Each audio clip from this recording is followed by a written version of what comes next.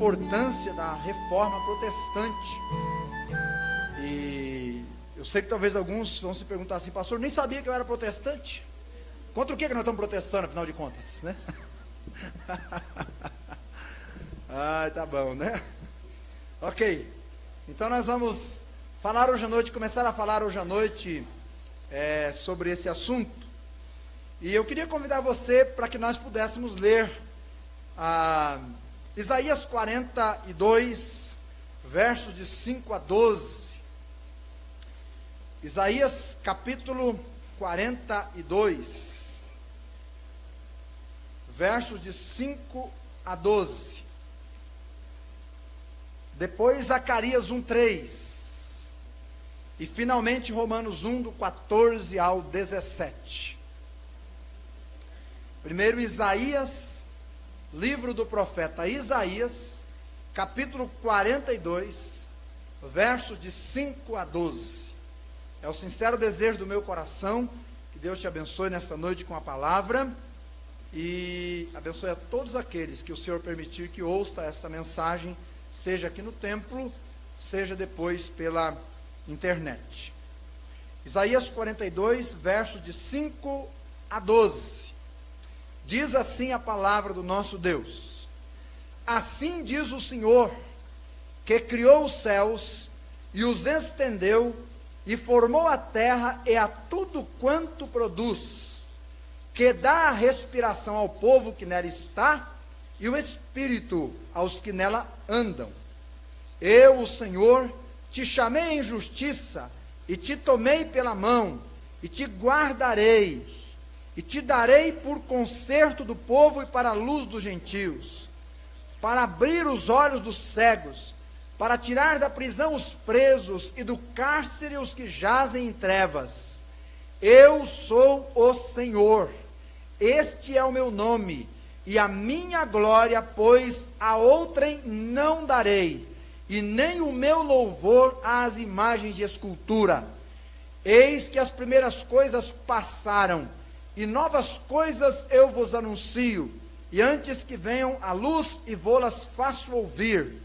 Cantai ao Senhor um cântico novo, e o seu louvor desde o fim da terra, vós que navegais pelo mar e tudo quanto há nele, vós ilhas e seus habitantes, alcem a voz do deserto e as suas cidades, com as aldeias que Quedar habita, exultem os que habitam nas rochas, e clamem do cume dos montes, deem a glória ao Senhor, e anunciem o seu louvor nas ilhas. Repito o verso 12: deem a glória ao Senhor, e anunciem o seu louvor nas ilhas.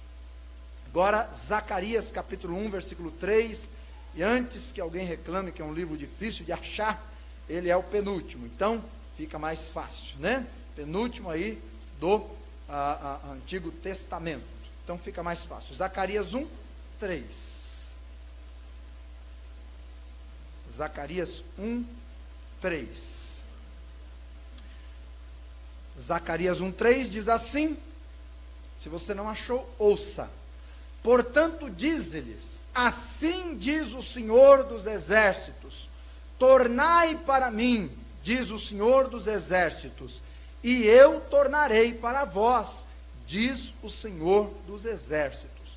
Tornai para mim, e eu tornarei para vós. Agora Romanos 1, do 14 ao 17.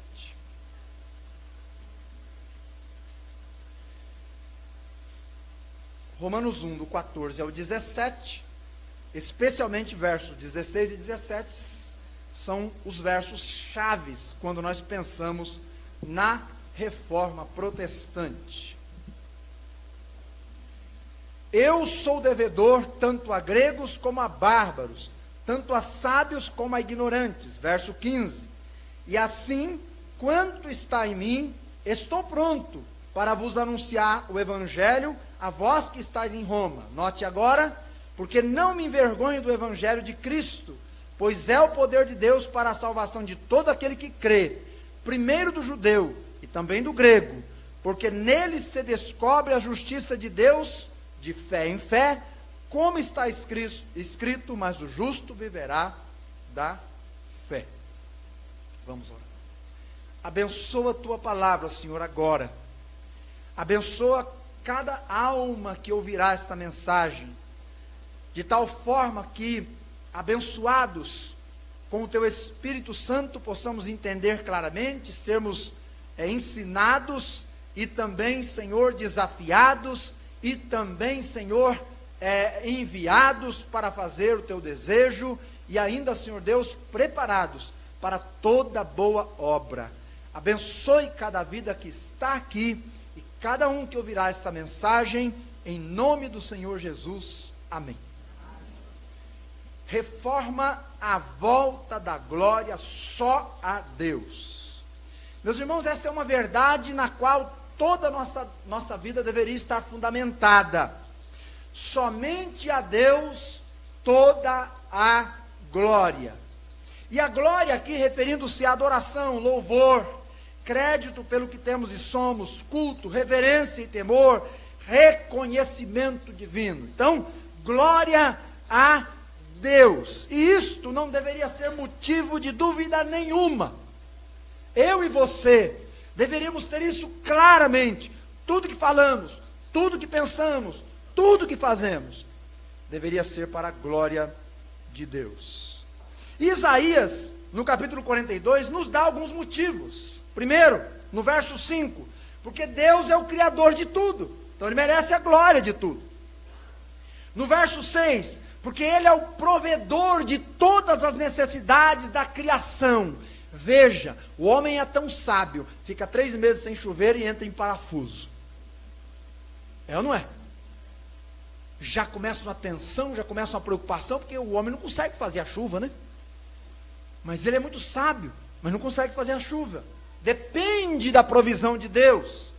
Então Deus merece a glória. No versículo 8, porque Ele é o Senhor eterno em essência. Lá Ele diz, eu sou. E esse eu sou significa eternamente no passado e eternamente no futuro. Eu sou Deus. Por isso Ele merece a glória. No versículo 9, porque o Senhor domina sobre o desconhecido. Aquilo que você conhece e eu conhecemos, nós conhecemos. O que nós não conhecemos, nós não temos domínio nenhum. Deus tem domínio do conhecido e do desconhecido. Nós nem do conhecido. Mas Ele tem até do desconhecido aos nossos olhos. Versículo 12. Porque esta é uma ordem vinda do próprio Deus. Só ao nome dEle deve ser dada toda a glória. Pergunto-vos, é assim? Deveria ser assim, o tempo todo, todos os dias, de toda a criação, mas infelizmente não é assim, irmãos. Ainda que Deus nos tenha feito para a sua glória, não é? Isaías 43, do 5 ao 7, declara isto, que o homem dá glória à criação, ao invés do Criador, Por isto, na reforma, no dia 31 de outubro de 1517, foi levantada a bandeira, não é? Da glória somente a Deus. A reforma proclamou isso daí, e muito mais. Glória só a Deus. Mas o que foi a reforma? Bem, ela está completando 500 anos, no dia 31 agora de outubro. E ela foi extremamente, e é extremamente para todos os crentes. Reforma quer dizer voltar à forma, reformar, trazer de novo a forma, dar de novo a forma ao que havia perdido a forma. Por que ela é necessária? Porque uma reforma só é necessária quando alguma coisa se deforma, perde a forma, algo se deformou, então aquilo que perdeu a forma precisa ser trazido de novo à forma. Mas o que é que deforma? Aquilo que tinha uma forma e se perdeu. Forma é identidade, perfil, padrão, formato original, que antes tinha uma forma, perdeu-se e precisou de uma reforma. Para nós entendermos, e eu queria muito a sua atenção, para que você nunca mais não soubesse responder para ninguém o que significa reforma. Então, eu quero muito a sua atenção para você entender bem, tá bom? Vamos lá, eu vou dar um pano histórico agora aqui rapidamente. Em 27 a.C., floresce o maior império já conhecido, chamado Império Romano. Império Romano. E ele domina então na Europa, na Ásia, na África e em Israel. Ele domina. 1/4 da população mundial é subjugada pelo Império Romano. Ó, então é uma coisa fantástica, não é? Um governo fantástico. Quando Jesus nasce, ele está nascendo sob o domínio do Império Romano. Do Império Romano. Eles comandam. E Jesus vive nesse tempo. Ele cresce nesse tempo. Ele é morto nesse tempo. Ele é sepultado nesse tempo. Ele ressuscita sob o Império Romano. Depois de ressuscitado, Jesus aparece aos discípulos e lhes dá ordens para ficar em Jerusalém. Para quê? Para duas coisas. Primeiro, ele diz: vocês precisam receber poder. Então, virá o Espírito Santo sobre vocês e ele dará poder para vocês. Irmãos, humanamente falando, eles seriam um fracasso dentro de um império desse tamanho, proclamando a glória de um outro rei. Eles precisavam do poder do alto. E eles foram revestidos deste poder. Segundo, o Espírito Santo, então, seria derramado sobre eles. E a igreja nasceria efetivamente no dia de Pentecostes. Aliás, Pentecostes quer dizer festa das colheitas. Festas, não é? Da comemoração dos frutos. E quando acontece o Pentecostes, o Espírito Santo vem, então, sobre eles. Ali nos primeiros conversos, não é? A igreja nasce, a primeira colheita, por assim dizer, é feita. Nasce a igreja ali. Os primeiros conversos. Quando a igreja nasce, você vai ler lá em Atos capítulo 2, que eles fazem 5 coisas. 5 coisas, eu estou dizendo 5. 5 coisas. Primeiro, eles pregam a palavra. Somente a palavra. Sola a escritura. Segundo, eles anunciam só o nome de Jesus como Salvador. Só Jesus. Solo Christus. Eles ensinam que a fé é somente, não é?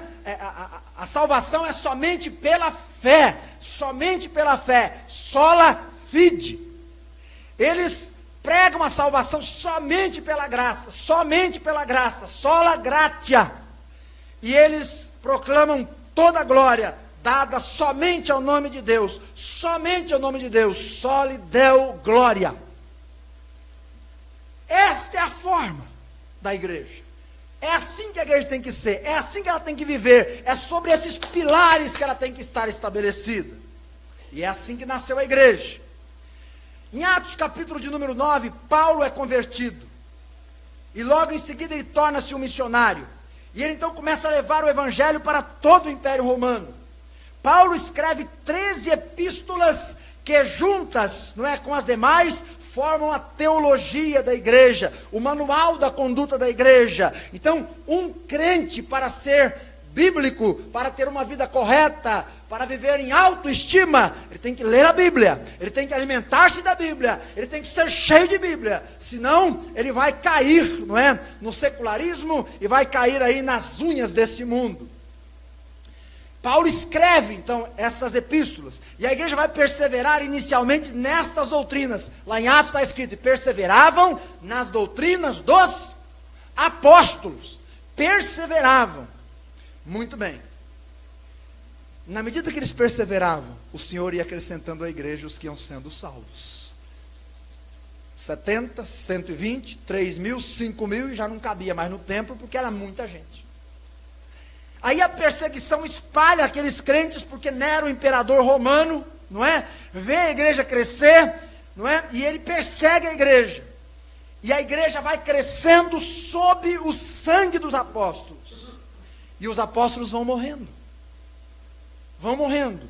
E no ano 90, depois de Cristo, o último, não é? 90 e alguma coisinha, o último morre, João. E ele fecha o cânon das Escrituras. Escreve Apocalipse e fecha o cânon das Escrituras. Depois que os apóstolos morrem, A igreja não para, apesar de perseguida, ela não para.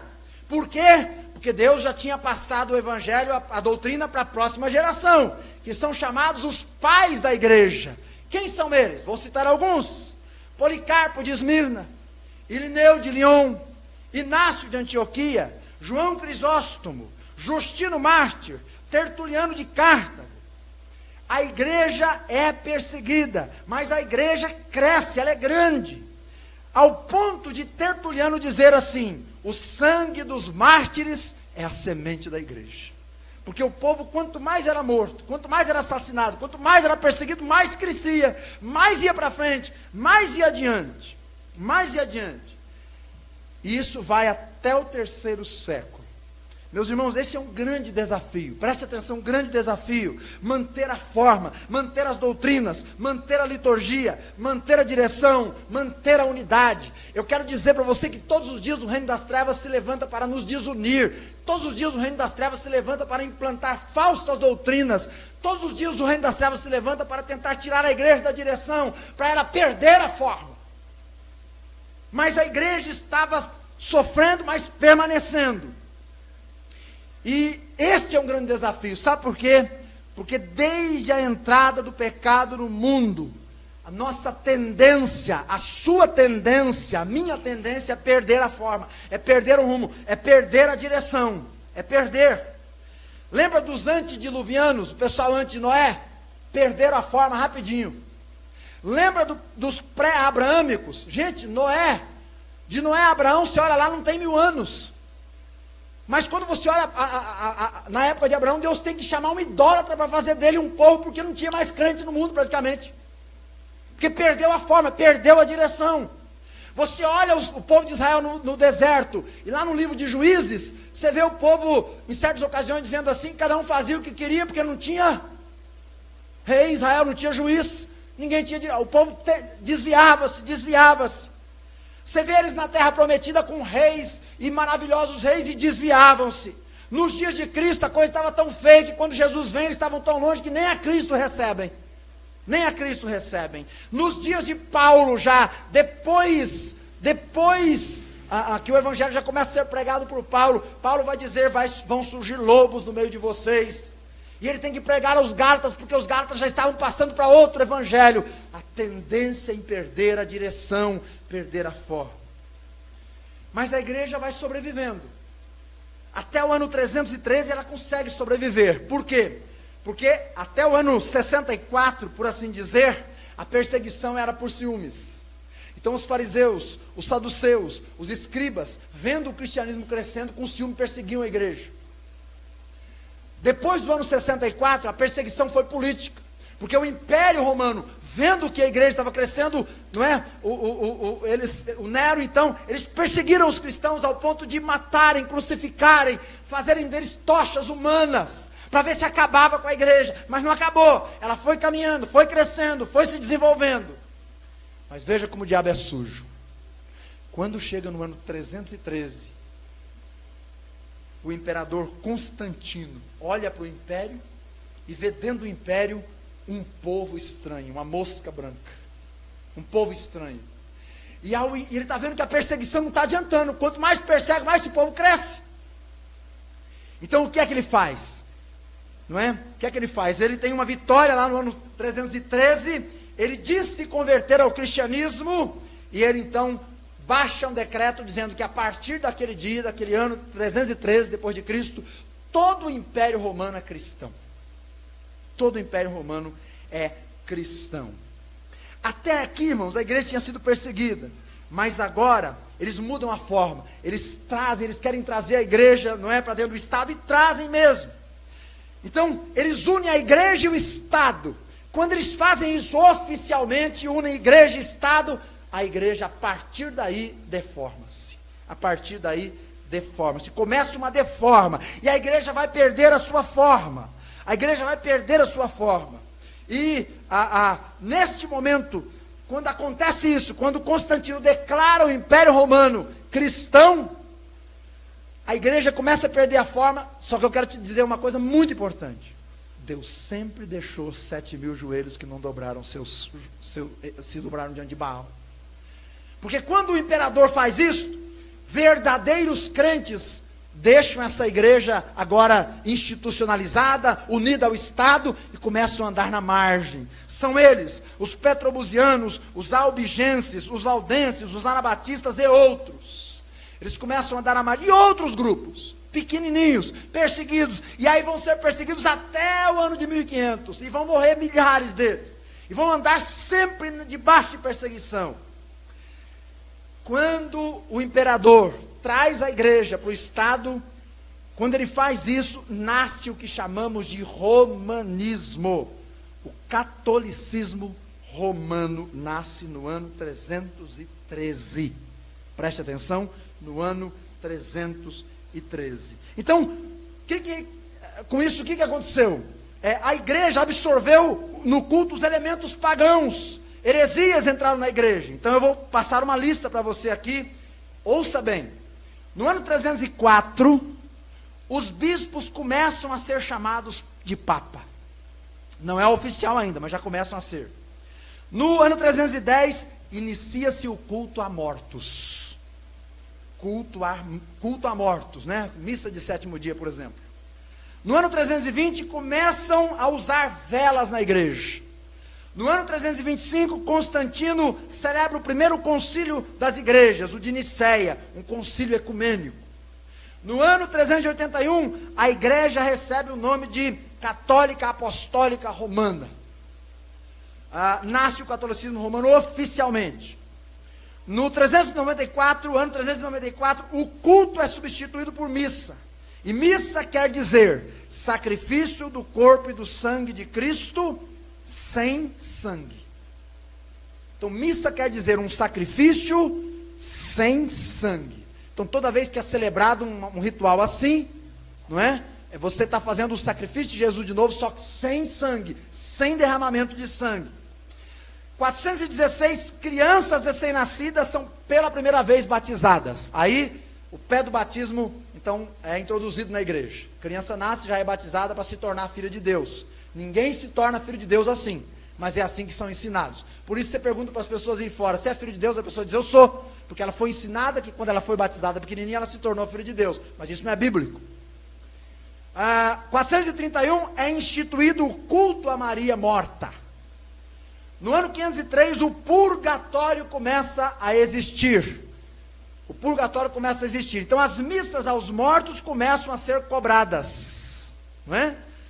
Começa a ser cobrada, e por aí afora. Então o purgatório é uma doutrina que foi criada para dizer que quando a pessoa morre, ela fica lá naquele local, e aí a gente faz uma missa aqui, faz um culto aqui, uma celebração aqui, não é? E essa celebração tem o poder de tirar a pessoa de lá e levar ela para o céu.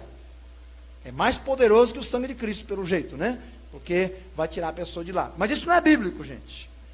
No ano 607, oficialmente, não é estabelecido o papado no romanismo, que firmou-se, olha só, na medida que o Império Romano implodia, morria, o romanismo crescia, e o papado, então, se torna oficial, inclusive, no governo. Você sabe que hoje o Papa, ele é tanto na questão religiosa, como o governo de Roma, você sabe disso, né? Hoje, quando o Papa é eleito, ele é o presidente, entre aspas, assim, para facilitar, de Roma. Até hoje é assim. Em 787, o culto às imagens é introduzido dentro da igreja. No ano 830, começam a se usar ramos de água benta. Isso vem de longe, hein, gente? Olha aí. Em 933, instituiu-se a canonização dos santos, que passam a ser adorados como mediadores entre Deus e o homem. É assim que é instituído, como mediadores entre Deus e homem.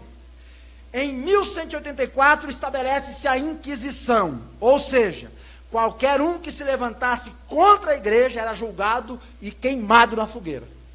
Julgado e queimado. Milhares de cristãos foram queimados na fogueira por causa da Inquisição. Em 1190, institui-se a indulgência. O que é a indulgência? A pessoa que quer receber uma bênção de Deus tem que dar uma oferta. Eu já vi isso em algum lugar. Não é mesmo? Irmãos, é para chorar. É para chorar. Olha lá e olha hoje. É a mesma coisa. É para a gente chorar de tristeza.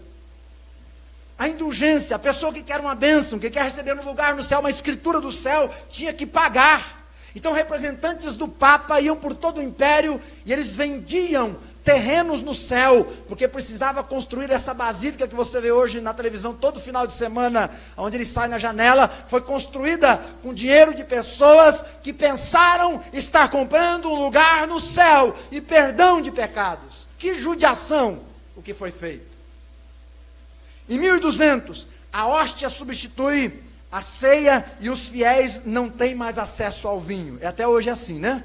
A não ser aqui entre nós, aqui não é assim mais, há muito tempo. Em 1216, institui-se a confissão de pecados ao sacerdote. O perdão agora está na mão do sacerdote. E os segredos da pessoa também. Também está na mão do sacerdote. Em 1215, institui-se a transubstanciação. O pão e o vinho tornam-se o sangue e o corpo de Cristo. O sangue e o corpo de Cristo. Não torna-se, mas eles disseram que torna-se, né? Em 1546, os livros apócrifos. O que são livros apócrifos? Livros não inspirados. Eles são introduzidos na Bíblia. São introduzidos dentro da Bíblia original. Por que são introduzidos? Para dar base para doutrinas como, por exemplo, purgatório. E por aí afora. Em 1854 é concebido o dogma da Imaculada Conceição. Ou seja, que Maria foi gerada sem pecado. Em 1870, o Papa é estabelecido como homem que não falha, que não peca, não é? Que não falha. Sua palavra, sua bula ou encíclica tem o mesmo valor, a mesma autoridade da Bíblia. A mesma autoridade. E em 1950 é estabelecido que Maria foi para o céu, então. 1950. Pronto, está aí a igreja deformada. Está aí. Nos seus mínimos detalhes, está aí a igreja deformada. Não é? Ainda que a igreja verdadeira, remanescente, lá os petrobusianos, albigenses, valdenses e anabatistas e outros, estão andando às margens, não é? Mas a verdadeira não, mas a igreja estatal, por assim dizer, a igreja que está em preeminência, que é essa daí, então ela está completamente deformada. E a igreja verdadeira sendo perseguida, sofrendo. Meus irmãos, Deus não é Deus que se deixa escarnecer, Deus não é Deus que se deixa enganar, Deus não é Deus que se deixa zombar. E durante todo esse tempo Deus vem preparando o terreno, vem cuidando das pessoas, cuidando da igreja e preparando pessoas para transformar essa realidade. Em 1450, quando a imprensa então aí é estabelecida, Bíblias começam a ser impressas e começam a ser distribuídas na surdina e pessoas começam a ler. E quando uma pessoa começa a ter contato com a palavra, começa a ler a palavra, Jesus disse: conhecereis a verdade, e a verdade vos libertará. E Deus começa a levantar homens aqui, homens ali, não é? São os pré-reformadores, que nós vamos falar deles durante o mês de outubro. Mas certa feita, Deus trabalha no coração de um homem dentro de um mosteiro chamado Martinho Lutero. Lutero começa a ler o livro de Romanos. Meus irmãos, Lutero era um homem atormentado. Lutero, ele não concebia viver em pecado. O pecado atormentava de noite, ele passava noites sem dormir. Ele fazia todo tipo de sacrifício que lhe era pedido. Ele era uma pessoa que se chicoteava por causa dos seus pecados. Ao ponto de, um certo período da sua vida, ele ir todos os dias no confessionário. E um dos padres que o recebeu certa feita disse assim: Lutero, não me venha mais aqui se você não tiver um pecado cabeludo. Porque estes aí, essa sua ladainha desses pecados de uma mentirinha, de não sei o que, eu não quero ouvir mais. Mas meus irmãos, pecado é pecado. E o pecado atormentava aquele homem. E o sacrifício que ele fazia não tiravam o seu peso de culpa. Então ele começa a ler a palavra. E ele lê Romanos capítulo 1, logo no capítulo 1. E quando ele chega aqui no versículo 16, 17, ele lê: porque nele se descobre a justiça de Deus, de fé em fé, mas o justo viverá da fé. Quando ele lê isso, irmãos, a palavra literalmente, como diz Hebreus 4,12, entra no coração de Lutero como uma espada de dois gumes. As vendas dos seus olhos caem. os grilhões se quebram, as correntes são arrebentadas. Está convertido Martinho Lutero ao cristianismo verdadeiro. Está salvo. Deus lhe abriu os olhos. A justiça de Deus se revela no evangelho de fé em fé. A justificação, o perdão e a salvação pela fé são entendidas pelo evangelho. Evangelho quer dizer boas novas de que Cristo morreu pelos nossos pecados, foi sepultado, ressuscitou ao terceiro dia, e quem nele crê será salvo. Lutero, então, que vivia atormentado por seus pecados, chegando, como eu disse, a comparecer todos os dias no confessionário, não é? Agora que ele entende a palavra, que ele crê na palavra, que ele se entrega a Jesus, que ele derrama-se aos pés da cruz, crendo em Jesus como seu Salvador, ele está aliviado, ele está salvo, ele está perdoado. Deus lhe deu vida, mas Deus não só lhe deu vida, lhe deu poder, ousadia e coragem. Lutero começou a olhar, é interessante como os olhos se abrem e você começa a enxergar os erros, né? Então ele começa a escrever, e ele acaba escrevendo 95 teses contra o ensino deformado da igreja romana. E aí o que ele faz? No dia 31 de outubro de 1517, ele vai à capela de Wittenberg, e lá nessa capela, naquelas portas enormes, ele prega essas 95 teses. Claro, foi estratégico o dia 31 de outubro. Por quê? Porque no dia 1º de novembro, 2 de novembro, você sabe que é comemoração aí, não é? Dia de finados, etc. E dezenas de pessoas vão às igrejas, não vão? E essa capela especialmente era como se fosse um diário da cidade. Tudo que era novo, tudo que era importante, tudo que era fundamental era pregado lá para ser divulgado. Irmãos, quando as pessoas passaram ali e leram aquilo, é como se alguém tivesse riscado um fósforo numa pólvora. O negócio fez assim, incendiou. Claro, a igreja romana nunca se reformou, nunca, não é? Nunca voltou à forma, mas o cristianismo verdadeiro ganhou a forma verdadeira novamente, e a partir daí o evangelho teve uma propulsão maravilhosa no mundo. Claro, a igreja católica romana passou a perseguir os reformadores, mas a igreja verdadeira ganhou força, porque a bandeira do só a glória a Deus estava hasteada novamente. Então eles proclamavam não a adoração aos ídolos, não a adoração aos chefes da igreja, não a adoração a objetos sagrados, não a adoração às obras, não a adoração aos ritos religiosos, não a adoração através de missas, sacrifícios incruentos, não a adoração aos templos. Adoração e glória só a Deus. E passaram a fazer aquilo que a Bíblia manda novamente. Agora, nós olhamos nos nossos dias e vemos o neopentecostalismo, boa parte do pentecostalismo, os teólogos da prosperidade, cristãos liberais, fazendo aquilo que o Constantino fez.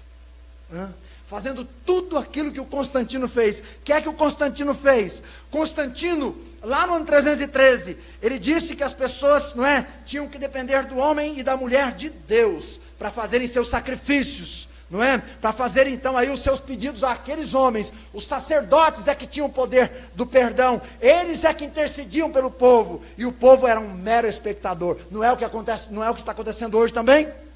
Em milhares de igrejas, crente não tem poder de oração, porque alguém tem que ir no monte e interceder por ele, porque senão a resposta não vem. Uai, mas onde é que diz isso na Bíblia? Cada crente é um sacerdote diante de Deus, a minha Bíblia diz. E se ele orar de qualquer lugar desse mundo, em nome de Jesus, fielmente, o Senhor o ouvirá, porque há um mediador entre Deus e os homens, e ele tem nome: Jesus Cristo. E mais ninguém. Mas Constantino, ele queria que o povo fosse um espectador, e dependesse dos interesses dos sacerdotes. Também, os crentes estão sendo estimulados a comprar a sua bênção com ofertas, como eles queriam que fosse comprado lá no passado, como eu falei agora há pouco. Então a fé não é mais suficiente. Sabe, isso era chamada simonia, compra e venda de bênçãos espirituais. Então a Escritura não é mais a única e infalível revelação de Deus. Porque se você depende de homens, de pessoas, então sonhos, visões, outras revelações, tudo isso é feito por homens e mulheres que dizem-se de Deus. E 2 Pedro 2:3 vai dizer: por causa disso vão fazer comércio de vocês. E não é o que está sendo feito hoje? É ou não é? É o que está sendo feito hoje. Foi assim com a igreja do Estado, irmãos. Foi assim. Sabe, o desejo desenfreado do clero de ter mais pessoas levou a igreja naquela época ao relaxamento em relação aos princípios bíblicos, não é? E aí eles colocaram dentro da igreja o mundo, idolatria, músicas mundanas, hábitos profanos, festas pagãs, e hoje nós estamos vendo isso acontecendo nas igrejas evangélicas. Você chega naquela época do Halloween aí, dezenas de igrejas no Brasil botam uma abóbora desse tamanho na frente da igreja, de noite com a luz acesa, que é uma vergonha. Uma vergonha. Mas é o que acontece. Infelizmente. Aquilo que o romanismo fez em 313, hoje, entre aspas, falsos crentes, porque verdadeiro crente não faz isso, estão fazendo, deformando, profanando a igreja de Jesus Cristo, irmãos. Oh, como nós temos que chorar por causa disto. Lamentar, meus irmãos, lamentar, porque se eu e você não pregarmos o amor de Deus, que conhecemos a Deus, aos que não conhecem, quem é que pregará? Quem é que falará desse Deus?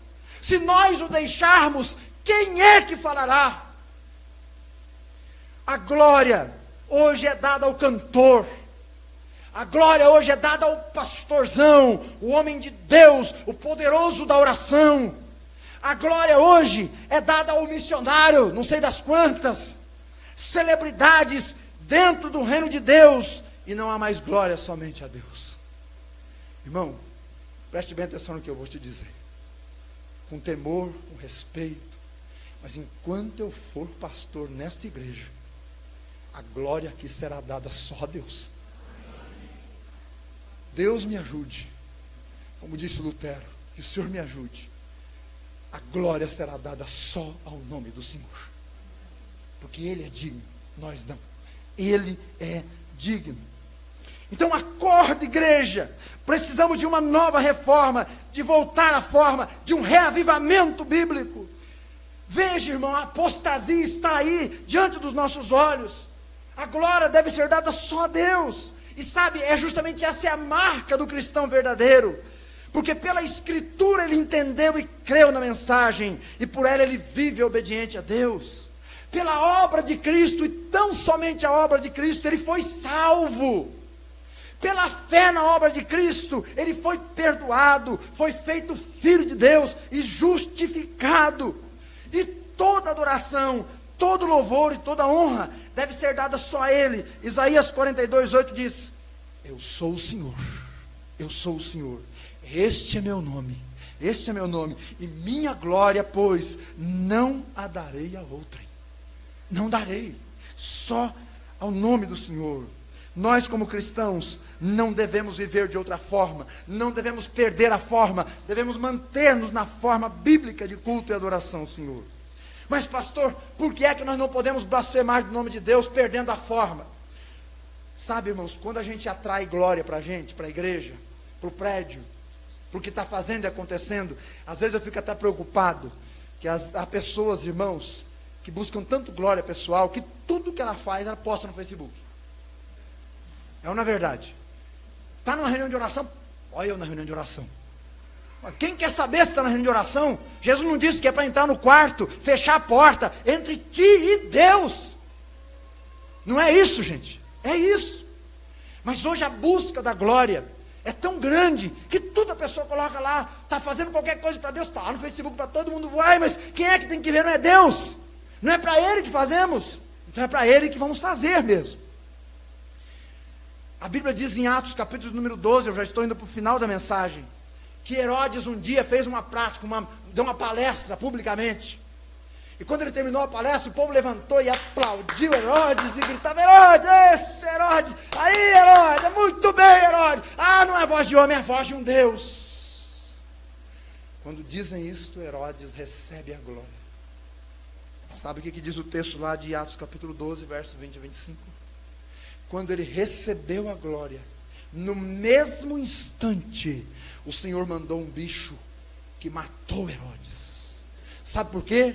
Porque Deus disse a Isaías: minha glória eu não darei a outrem. Eu não darei. Irmão, isso tem que gerar temor em nós. Sabe, se não dermos glórias ao nome do Senhor, realmente corremos o risco de que bichos nos destruam. Corremos. Se não reconhecermos que o que temos vem das mãos de Deus, o bicho da miséria, da mesquinhez, da avareza, do roubo, da falência vai nos destruir. Se não reconhecermos que o que somos é obra de Deus, o bicho da doença, da dor, vai nos destruir. Se não reconhecermos que o único soberano no trono é o Senhor, o bicho do tormento, da perturbação, das decisões erradas, da agonia, vão nos destruir. Vão nos destruir. Deus não dá sua glória a outro. Ele é o Criador, Ele é o Senhor, Ele é o sustentador de todas as coisas. Só a Deus toda a glória. Só a Deus toda a glória. Eu vou terminando. Talvez você ouvindo esta mensagem não percebeu que ao longo da caminhada você acabou se deformando. Perdeu algumas formas, não é? Alguns talvez estejam na forma do mundo, pensando como o mundo, falando como o mundo e fazendo o que o mundo faz. Se esse é o seu caso, você perdeu a forma. Outros estão frios, desanimados com a coisa de Deus, não estão lendo e amando a palavra, não têm tempo de conversa com Deus. Quando conversam é na hora da refeição e ainda bem rápido. Você perdeu a forma. Você perdeu a forma. Alguns estão abarcando, ou se já não abarcaram, um novo modelo de vida com Deus, milagres, curas, fortunas, manifestações extraordinárias e revelações de todo tipo. Você está perdendo a forma. Tome cuidado. O que há alguns anos era pecado, hoje algumas pessoas já não veem mais como pecado. Então um golinho, só um golinho, um barzinho, um joguinho na loteria, só na telecena, uma noitadazinha, uns centímetros a menos de roupa, um decote a mais, uma musiquinha mais animada, não é? Lá do Chitãozinho. Você está perdendo a forma. Cuidado, você está perdendo a forma. Está perdendo a forma. E estamos vendo um cristianismo deformado crescendo assustadoramente. Igreja, acorda! Acorda, igreja! Falo para mim, para vocês e para quem me assistir. Acorda, igreja! Vivemos dias finais. É hora de realmente botarmos a mão no arado, como já fizemos lá atrás, reafirmarmos a nossa mão, firmarmos nossos olhos no futuro, olharmos firmemente para Jesus, autor e consumador da fé, e não enveredarmos nem para a direita nem para a esquerda. Termino. Deus é soberano. Quer queira ou não, um dia toda a glória será dele. Porque um dia, diz a minha Bíblia e a sua também, todo joelho se dobrará e toda língua confessará que ele é o Senhor. Um dia, esse dia vai chegar. Mas por que não reconhecê-lo inteligentemente agora, voluntariamente, com o espírito de criatura humilde?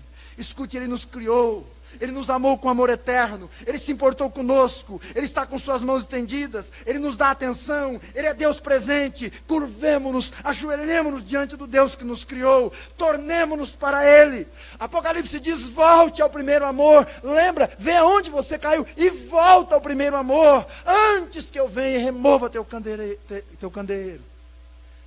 Quando Lutero leu Romanos 1, 14 a 17, ele foi salvo, desafiado a reformar, mas ele também foi salvo a mais uma coisa, e eu quero terminar com isso.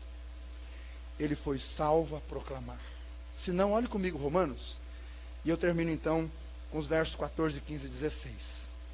Preste atenção no que diz o versículo 14, quando Paulo escreveu. Ele diz assim: eu sou, o que está escrito na sua Bíblia? Eu sou devedor. Você é salvo em Jesus Cristo? Amém? Eu quero te dizer, você é devedor. E eu também. Devo ao mundo o meu testemunho, a mensagem de Jesus, a mensagem do amor de Deus. Veja no versículo 15, que mais que Paulo disse: assim quanto está em mim, o que ele diz aí? Estou pronto para anunciar o Evangelho. Ou seja, estou pronto. Você está pronto? Está seguro disso? Está certo disso? Pastor, eu estou pronto. Deus, eu estou pronto para anunciar o Evangelho. E finalmente, versículo 16. Porque eu não me envergonho de Cristo. Eu não me envergonho do Evangelho de Cristo. Olha, irmãos, isso é muito importante. Uns são uma vergonha para o Evangelho. Uma vergonha. Outros envergonham o Evangelho pela maneira como vivem. Mas olha o que Paulo diz. Paulo diz, eu não me envergonho do Evangelho. Você está com Paulo? Eu também estou. Não me envergonho do Evangelho. Sabe por quê? É o poder de Deus para salvar o que crê. Termino com o pastor Batista, que participou da Convenção Batista Brasileira no Rio de Janeiro recentemente. E depois de uma palestra pregada pelo pastor Hernandes Dias Lopes, esse pastor foi lá e falou assim, pastor, eu posso te dar um abraço? Aí o pastor falou, claro, né? E o pastor Hernandes é assim mesmo, que eu já dei um abraço nele na conferência da Fiel, ele é simples assim mesmo. E aí ele abraçou ali e tal, falou, pastor, tem sido uma bênção as mensagens da minha vida, eu louvo a Deus, eu tenho até usado alguma coisa na minha igreja, tem sido uma bênção. Aí o pastor falou assim, mas de onde você é? Ele falou, pastor, eu sou o que sou pela graça de Deus. Eu era da Cracolândia, em São Paulo. Minha vida era um lixo, no crack, perdido, sujo, imundo, magro, que era só osso. Um dia alguém chegou lá pregando o Evangelho, me deu atenção. Eu já tinha ouvido aquelas palavras, mas aquele dia eu não sei o que aconteceu, senão que hoje eu entendo que era o poder de Deus. Quando aquela pessoa me falou de Jesus Cristo, parece que uma luz, pastor, entrou na minha alma e me iluminou de dentro para fora. Eu enxerguei a miséria que eu estava, a vida miserável que eu levava. Eu enxerguei o que o pecado causou na minha vida, o quanto eu estava longe de Deus. E pastor, ali na Cracolândia, cheio de viciado do meu lado, cheio de crack na cabeça, ali naquele lugar, eu dobrei meus joelhos, rendi minha vida a Jesus Cristo. Ele me tirou de lá, Ele me lavou, Ele me chamou, Ele me trouxe para o reino de Deus e me deu condições de estudar. E hoje, pastor, eu trabalho aqui no Rio de Janeiro proclamando a mensagem do Senhor, porque o Evangelho é o poder de Deus para salvar o que crê. Eu não me envergonho, porque o Evangelho é o poder de Deus, que salvou Lutero e levantou a bandeira da reforma, e que salva as pessoas, tira das trevas para a luz e levanta a bandeira da paz sobre suas vidas. Que Deus nos ajude, irmãos, a viver uma vida fiel aos ensinos da palavra e aquilo que aprendemos com a reforma. Vamos orar.